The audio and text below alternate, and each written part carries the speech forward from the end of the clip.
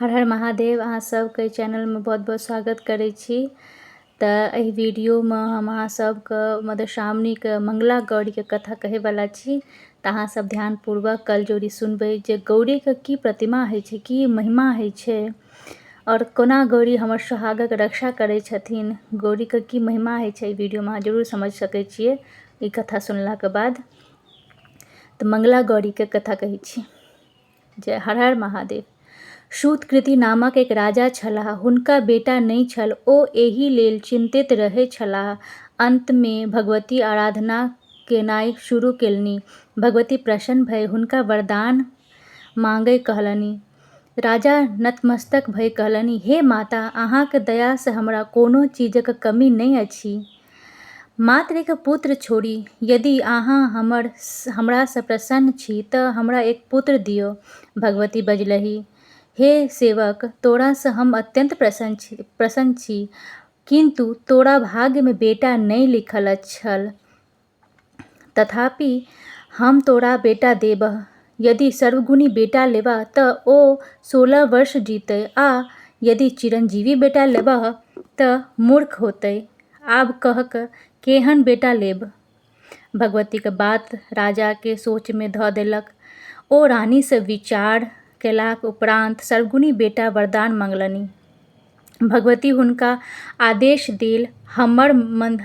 देला, हमर मंदिर के द्वारी पर जे आमक गाछ छैक ताहि में से एकटा आम तोड़ि के अपनी पत्नी के खुआ देहक, लगले हुनका गर्भ रहि जेता।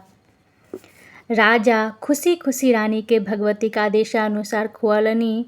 रानी के गर्भ रहल समय पर हुनका कोखी से सुंदर बालक भय जन्म भेल। ओकर नाम राजा चिरायु राखल। समय बीतल लागल। भगवती कथा अनुसार राजकुमार पढ़ी लिखी सर्वगुण संपन्न भय गेल। माय बाप अर्जिन परजिन सबके अपन व्यवहार से प्रसन्न राखय लागल। देखते ही देखते राजकुमार के 16वें वर्ष आबि गेल। राजा के चिंता बढ़ि गेल जे बेटाक मृत्यु अपने सोझा में कोना देखता। राजा राजकुमार के अपन सार के सुपुत्र कय देला आ कहला जे अहाँ हिनका काशी लय जाउ। जाबत जीविथि ताबत हिनका सुख सुविधा पूर्वक ध्यान राखब। मरणोपरांत हिनका राजकुमारक योग्य सम्मान सहित मणिकर्णिका पर दाह संस्कार क्रियाकर्म कय घुरियाएब। मामा भागिन काशी के रास्ता में जाइत जाइत आनंद नगर पहुँचलाह। ओतय वीरसेन नामक एक राजा राज्य करैत छलाह। हुनका मंगला गौरी नामक एक सुंदरी पुत्री सुलक्षणी कन्या रहथिन। हुनकर विवाह आइ राति होबय लेल छलह।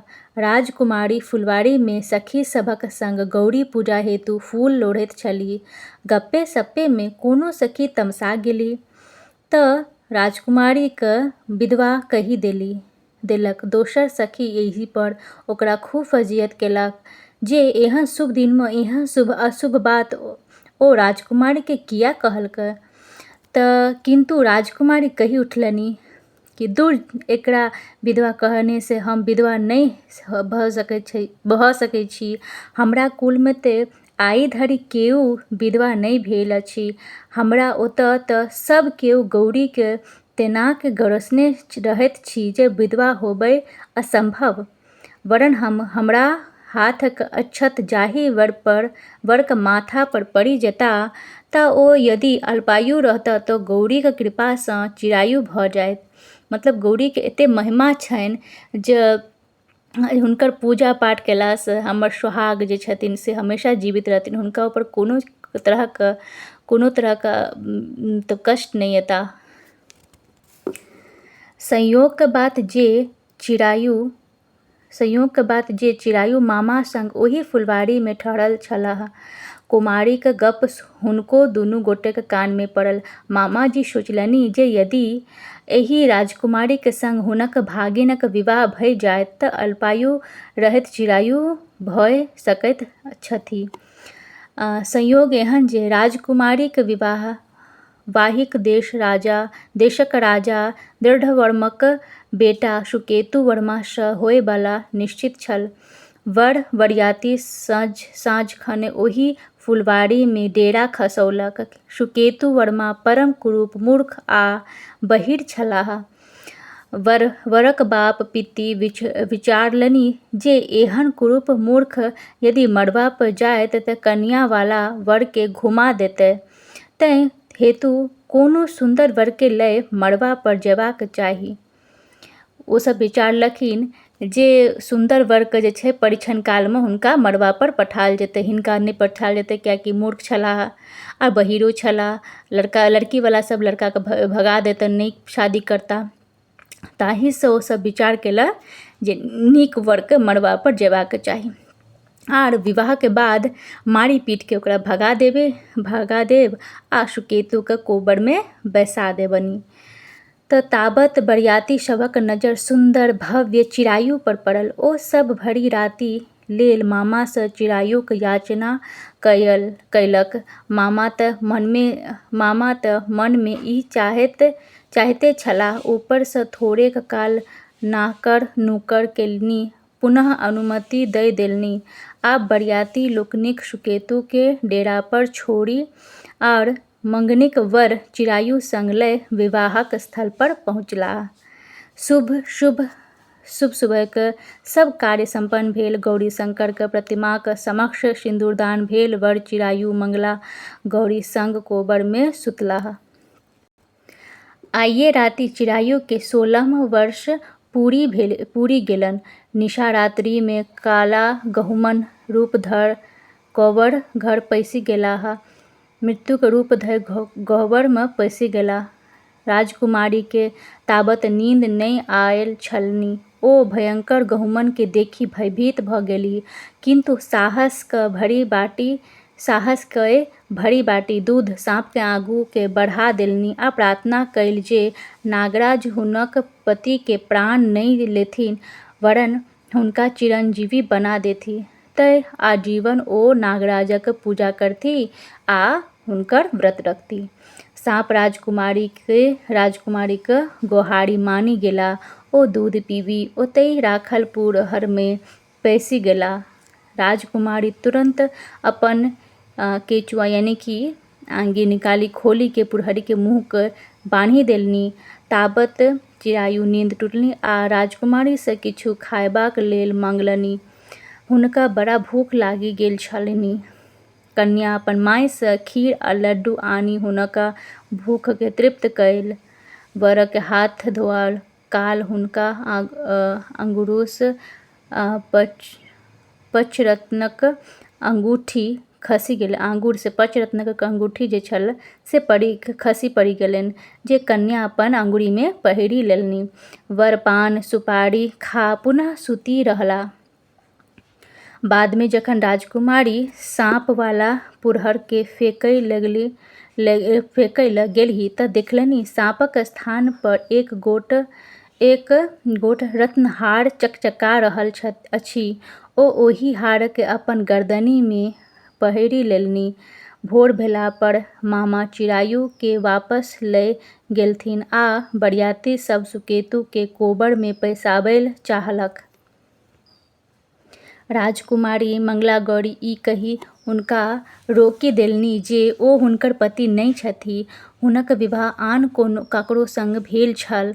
वर पक्षवाला अब अड़लाह आ सबूत मंगलनि।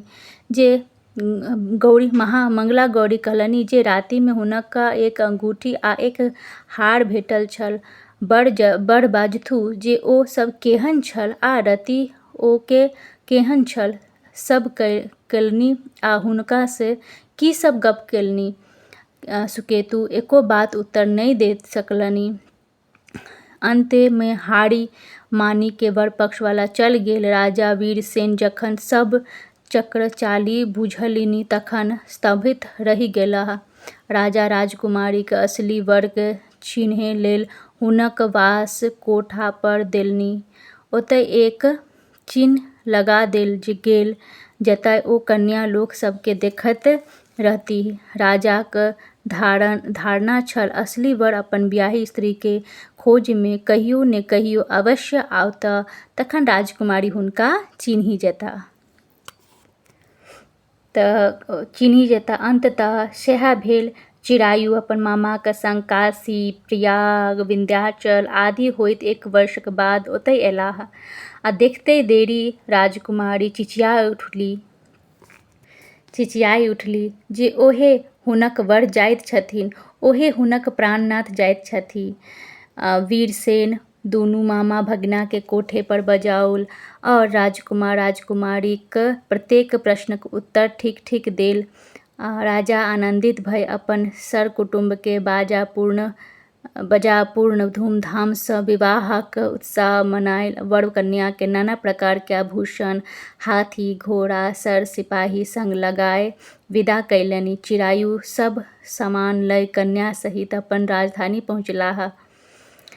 राजा रानी जखन सुनलनि जे हुनकर बेटा पुतौह आबि रहल छथि तँ पहिने विश्वास से नहि होयन, कारण चिरायु के मुइला तऽ आब वर्ष पुरबैक अछि। लेकिन जखन बुझलनि जे बात सत्य अछि तऽ आनन्दक पारावार नहि छल।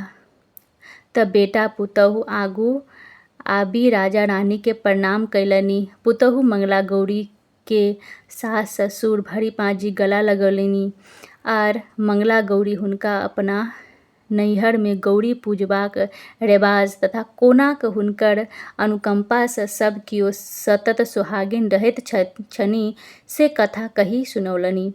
ते गौरी आ नाग पूजाक सधवाक जीवन में बड़ महत्व अछि। मतलब जो सधवा है, जो भी शादीशुदा है, उनके जीवन में नाग पूजा और जो ये गौरी का पूजा है जो हम लोग करते हैं वो बहुत ही महत्वपूर्ण होता है।